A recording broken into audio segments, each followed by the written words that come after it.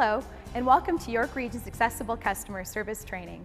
My name is Michelle, and I'll be your guide through the next few minutes as we learn about the Customer Service Regulation under the Accessibility for Ontarians with Disabilities Act and how we can provide exceptional customer service in the best possible way. In Ontario, there are approximately 1.5 million people with a disability, and that number grows when we factor in our aging baby boomer population, or even those with what we consider to have a temporary disability, like a broken leg or recovery issues associated with surgeries, illnesses, or chronic conditions.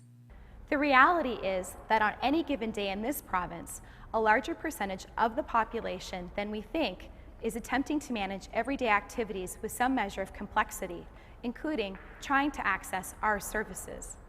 To respond to the growing need to make Ontario more accessible, the province enacted the Accessibility for Ontarians with Disabilities Act, or the AODA. It's a law aimed at making the province fully accessible by 2025. There are 5 sets of regulations in the law that are designed to ensure accessibility happens in key areas of service provision, these being customer service, information and communication, employment, transportation, and built environment. This video focuses solely on the customer service regulation. More importantly, this video focuses on what you, as an employee, are expected to do in serving customers with a disability. To do this effectively, this video provides information on the various types of disabilities that you may encounter in your role as a regional employee. To do this effectively, this video provides information on the various types of disabilities that you might encounter in your role as a regional employee. The objective is not to teach you how to categorize our customers, but rather expose you to disabilities in a manner that helps you understand the disability and, better yet, understand how best to engage with the customer to meet their particular need, and in a way that honors and respects the customer's independence and dignity. The aim here is integration across our community, providing equal opportunity to service.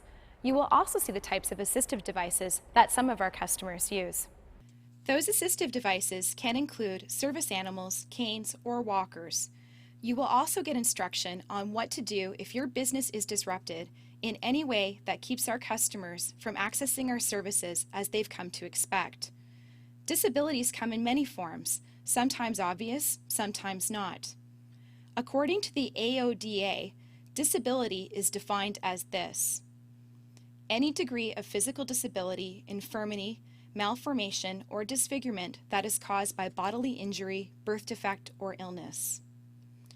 A condition of mental impairment or developmental disability. A learning disability or a dysfunction in one or more of the processes involved in understanding or using symbols or spoken language. A mental disorder. An injury or disability for which benefits were claimed or received under the insurance plan established under the Workplace Safety and Insurance Act enacted in 1997. Some of the more common disabilities include physical, hearing, vision, learning, mental health, developmental, or intellectual. Please understand we are not referring to impairment that comes from drug or alcohol use. Also, language barrier is not considered a disability. Serving customers with disabilities is actually very simple. It's the same way we serve customers without disabilities. All of our customers should be asked, "How may I help you?" And second to that, a follow-up question of "How may I best help you?" Our customers with disabilities have most likely been living and functioning with their disability for some time, and they are experts in advising on how you can help. Remember, put the person first. Concentrate on meeting the customer's need, not on their disability.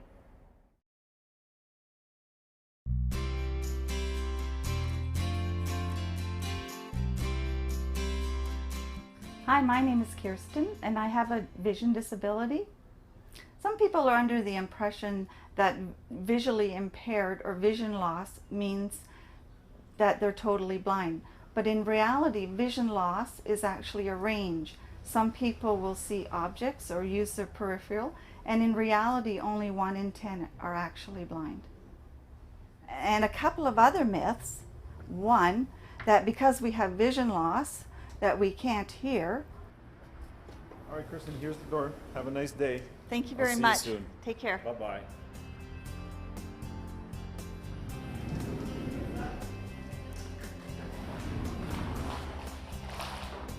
Or the opposite, that because we have vision loss, we have a heightened sense of hearing. Both of those myths are false.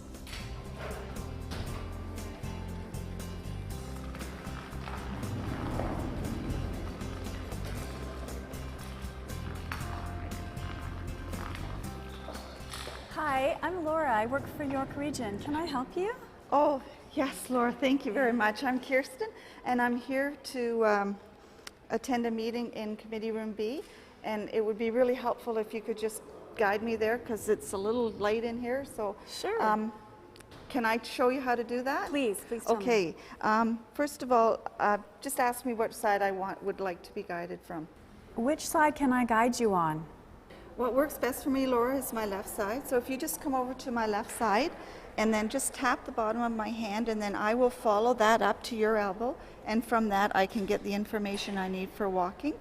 The best thing that you can help me with is when we change positions, like if we were outside and we moved from grass to cement, that would be very, very helpful. Or if we move from the carpet to the bare floor is also helpful. If we come to a narrow spot that both of us can't fit through, if you just put your elbow right back behind you, then I know to tuck in behind you, and then we can both safely go through that narrow space. And when we're back, I just come back up with you. For obvious reasons, if you give information like stairs up and stairs down. And when we get to the doorways, if you give information like doorway opens left, doorway opens right, swings out, swings in, all kind of information that makes the process smoother. Okay, great. So let's go. Laura, typically what I would also do is try to stay about half a step behind you. Okay. So I'm going to open the door to the left. Okay.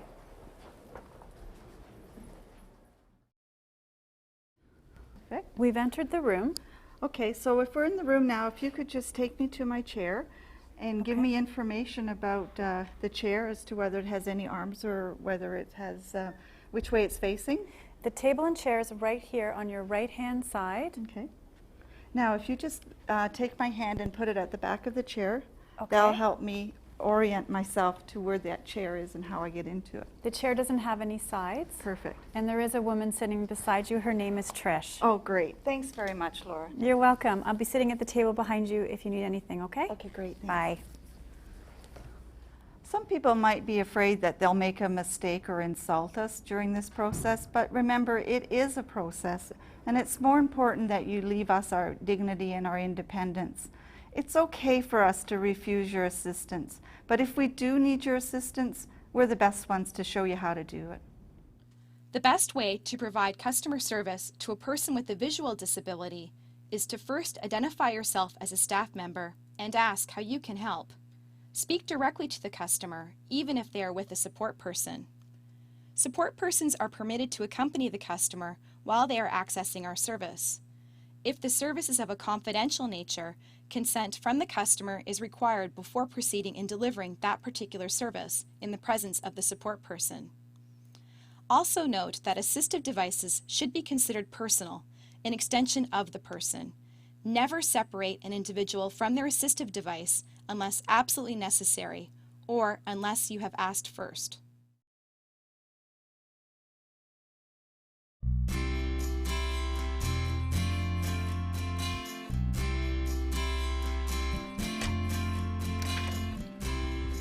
Hello, my name is Andrea and this is my service dog Addison.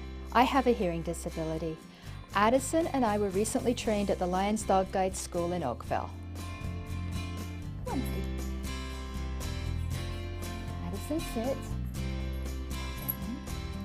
Good girl. Down. Good girl. Her vest or harness indicates she's a working dog. She has her identification. When her harness is on, that means she's at work and shouldn't be touched by others or distracted in any way, for my safety and for her concentration. She's trained to alert me for certain sounds, such as the phone ringing, the fire alarm, or to someone calling my name. What is it? Show me. What is it? Good girl. Good girl. Hello? Yes? Oh, thank you. Heidi, come. Come on. Good girl. Assisting someone with a hearing disability, it's not about talking louder or slower, which can distort your lips and make it difficult for me to lip read. A light tap or a wave is sufficient to get our attention. Andrea, hi, how are you? Hi. Good to see you. Yeah. Did you want to sit down and have a Sure. Okay. Come on, Heidi. Oh, good.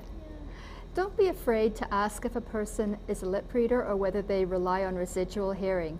A person who relies on residual hearing may have a preferred ear or side. I prefer to lip read, so I prefer to have people look at me face on and to have good lighting. Talk at a regular pace and volume. If the person doesn't understand you the first time, try to rephrase your words. It's really good to see you. Yeah, you too. Yeah. Service animals are allowed anywhere in the building where the general public is permitted. One exception is food preparation areas. This means that service animals are allowed in the cafeteria, but not behind the counter where food is prepared. If you're unsure if an animal is a service animal, it's okay to ask the owner for identification. It is our policy to allow people to use their own personal assistive devices to access our goods and services. A support person is also considered an assistive device, and support persons are allowed to accompany the customer while they are accessing our service. Remember, support animals are allowed to access all service areas except where food is prepared.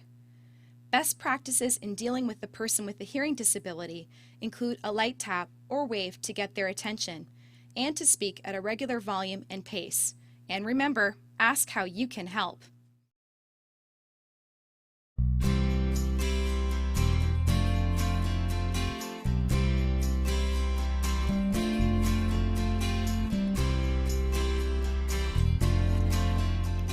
Hi, I'm JP.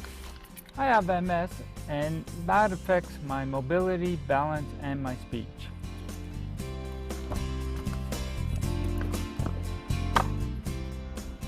There's no set formula to use when dealing with someone with a disability. I tend to get tired when standing in line for a long period of time and therefore might require a chair. Or my walking might be off balance, which could appear as though I'm intoxicated. And my speech might even slur when I'm tired.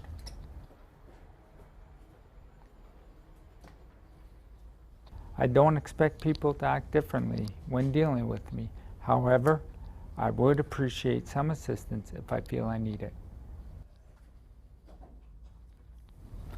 Hi, my name is JP and I was wondering if there'd be anybody I could speak to about job opportunity. Good morning, sir. Welcome. I'm sorry, there's going to be about a 10-15 minute wait, if you don't mind waiting. No problem. Unfortunately, I can't stand and wait for that length of time. So I was wondering if there'd be another room I could sit and wait for my turn, or another chair you'd have available for me. No problem, sir. I'll get you a chair and you can have a seat, and I'll call you when it's your turn after the gentleman in the orange shirt. I don't expect people to act differently when dealing with me. However, I would appreciate some assistance if I feel I need it. Here you go, sir. There's a chair for you. Beautiful. Thank you very much. You're welcome, sir. Not all physical disabilities are obvious. For example, heart conditions. If a customer asks to sit rather than stand, do your best to accommodate. Customers are not asking for preferential treatment, just accommodation when necessary. My name is Diane, and I have multiple sclerosis. It affects both my mobility and also my physical energy. Life for a person with a disability is very individualized, and it affects each of us in very different ways. People don't truly understand the challenges until you or a family member or a friend experience or are in this position. Before my disability, life was very straightforward. If I wanted to go somewhere, I'd just go, when I wanted to go and how I wanted to go.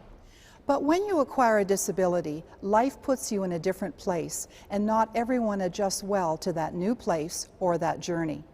You can do your part to make a difference. You can make it better, You can make it more accessible, you can make it kinder, and you can make it more considerate. Every consideration and every support that you can extend to a person is another important step forward. It does make a difference when we each help each other. It's the understanding that even a slight change or perspective or attitude can greatly assist someone with a disability. I see this elevator's out of service. Is there another elevator that I may use? Yes, there is. This one will be down for a couple of weeks, but if you'd like to go down the hall, there's another one available. If you need some help, I can help you. Oh, thanks very much. I'll be fine. I'll just go down this way. Thank you for your help. You're welcome. Disruption in your business is a challenge for me, but disruption in services is a challenge for everyone, especially when you need that extra time to travel or to have assistance to access that service. But when services aren't available and you don't know where to go or how to get there, it's very difficult for people such as myself. We need to let our customers know about planned and unplanned service disruptions. Ways to communicate this include updated telephone messages and posted signs at the building location and on the internet. The posting should include the estimated duration of the disruption and alternative routes or methods to access the service. Be mindful of making accessible features inaccessible, such as piling items on a lowered accessible counter. This provides excellent customer service not only to our customers with disabilities, but to all of our customers. If a customer refuses your offer of assistance, respect their decision. Allow them their dignity and independence to decide for themselves what they need.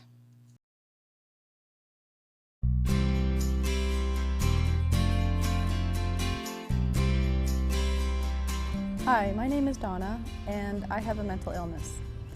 Usually when we think of people with disabilities, we don't think of mental illness as a disability. Usually we think of removing physical barriers so that we can include everybody in society. We think of things like steps, and so we build a ramp, or a doorway that's too narrow, so we widen the doorway, or we have mobility buses. And these are all great things to have, certainly. But for people who have a mental illness, there are also barriers in society towards full inclusion. And usually the barriers for people who have a mental illness are attitudinal. And that means that the attitude of people in society towards people who have a mental illness can prevent full inclusion. When I was very ill, I was in a constant state of agitation. And I had a very difficult time controlling my temper, especially when I was in situations where I was frustrated. And yet it's also important to know that other people who have a mental illness may not experience frustration and agitation the way I did. Everyone who has a mental illness experiences it very differently. But what's really important is to step back from the situation and consider, I wonder if something else might be going on, and I will approach in a different way in order to help meet this person's need.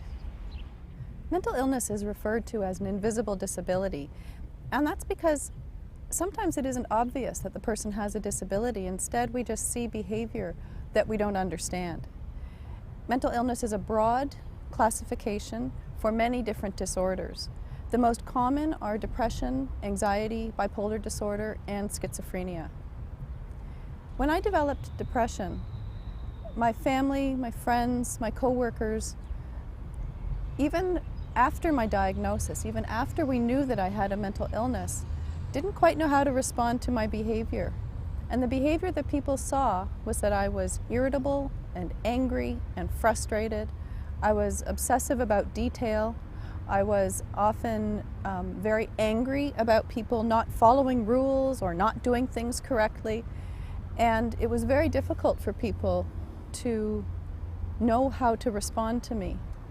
Because usually with depression, for example, we think of people as being sad and withdrawn, and that's not what I did.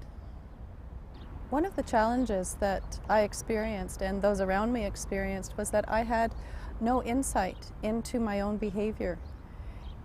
And it was very hard for me to have an understanding of how I contributed to my own agitation. And it was through therapy that I learned how to be better able to respond more appropriately to stress in my life, for example. As a society, we tend to incorrectly label people who have a mental illness as weak or violent or inept, unintelligent, is not worth our time. And yet 1 in 5 Canadians will experience a mental illness in their lifetime. So it is a very common illness. It affects families, it affects workplaces. In providing customer service, take the usual approach of asking how you can help. If you feel your customer is agitated or having a hard time understanding or participating in the conversation, it is okay to politely and sincerely acknowledge that they appear to be struggling. One suggestion is to offer the customer a few moments to themselves in a quieter area to gather their thoughts, or, if on the phone, suggest that they take a few minutes and call you back. A person may be finding it difficult to concentrate. It is okay to repeat things a few times and bring the person back into the conversation, and ask them to repeat back to you so you know they comprehend your message. As with all disabilities and all customers, the best practice when dealing with someone whom you think may have a mental health disability is to ask, "How may I help you?" and "How may I best help you?"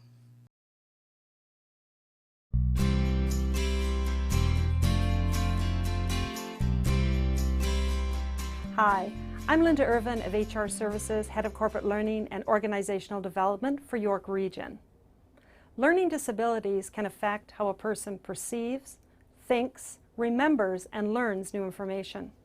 They can and do make learning new things challenging for a person, but they do not equate in any way to decreased mental capacity. In fact, many people with learning disabilities have average to above average intelligence, but they may be unaware that their inability to understand and comprehend is related to a defined learning disability. The issue is the manner in which they need to acquire and manipulate the information being given to them. In reality, every one of us has a preferred way of learning. It's called an individual learning style. But when these are paid attention to, the learning is more effective. Considered invisible disabilities, colleges, universities, and other academic institutions are taking these into consideration, and many have established student access centers to assist students with their educational needs. For example, it's not uncommon to provide alternative testing, such as oral exams, in place of the traditional written exams to accommodate certain students with learning disabilities. A variety of formats and media to assist with learning is critical. As you interact with your customers, bear in mind that some of them may have learning disabilities. Ask them how they prefer to receive or learn new information and provide it in a way that matches their preferences. They may want information verbally, in writing, through demonstration, or with opportunities to practice with your direction and guidance. Or they may just need more time or patience. We all have different ways in which we take in and learn information. The variety of potential learning disabilities and learning needs or styles in our customers requires us to provide service delivery options. Anticipating this and being prepared to offer customer service in a variety of ways is the key to success. Keep in mind that not all forms are easy to understand or fill out. Offer your assistance where necessary. Be respectful of the customer's need to absorb the information in a different way from which you are accustomed to providing that information. Again, ask how you can best help, and the customer will let you know what, if any, accommodation is required.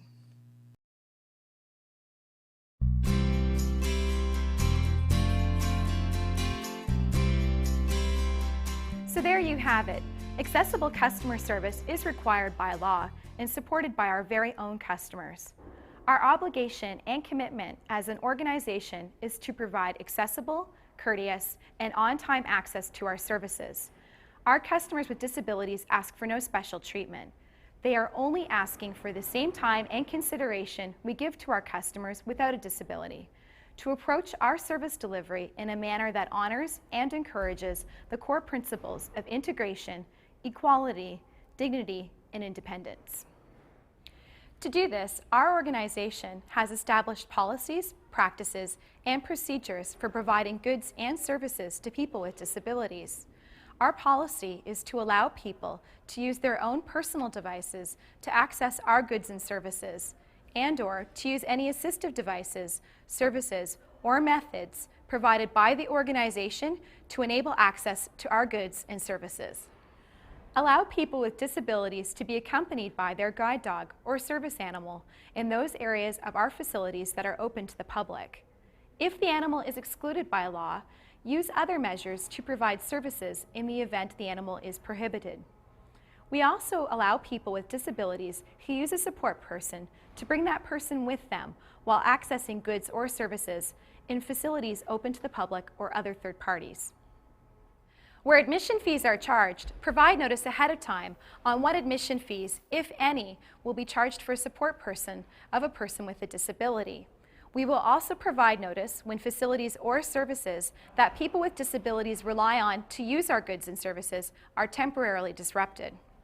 We will also train all staff, volunteer, contractors, and any other people who interact with the public or other third parties on our behalf on the components of the customer service regulation, including those involved in the development of our policies, practices, and procedures.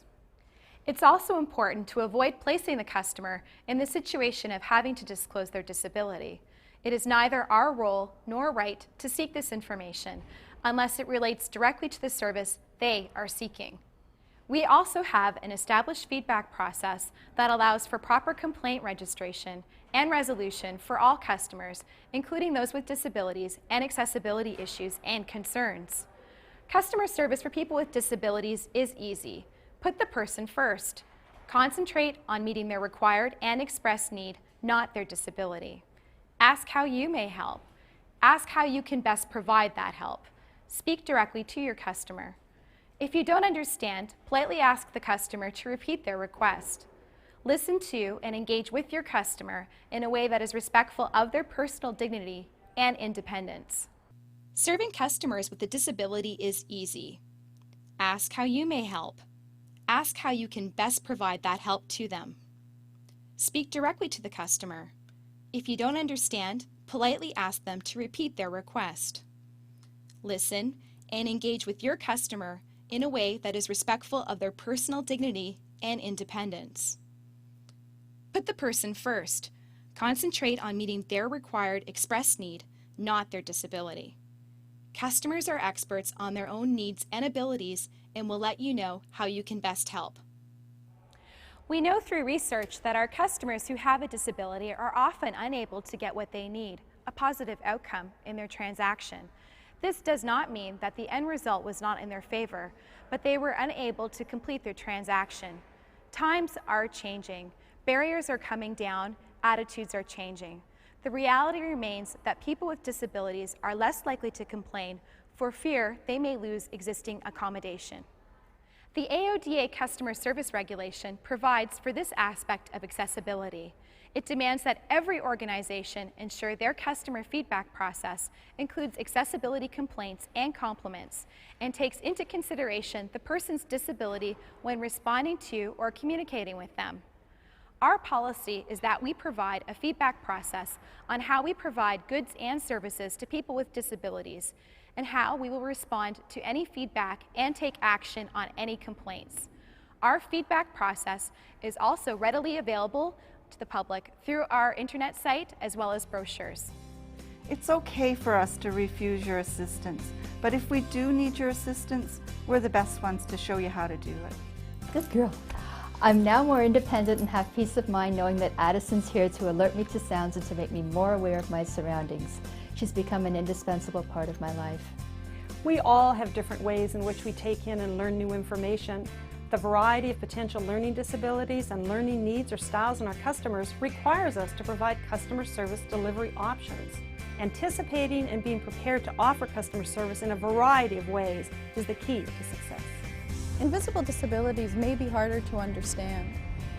And what we need to do as a society is change our attitude towards people who have a mental illness so that we can all live together in an inclusive and just society.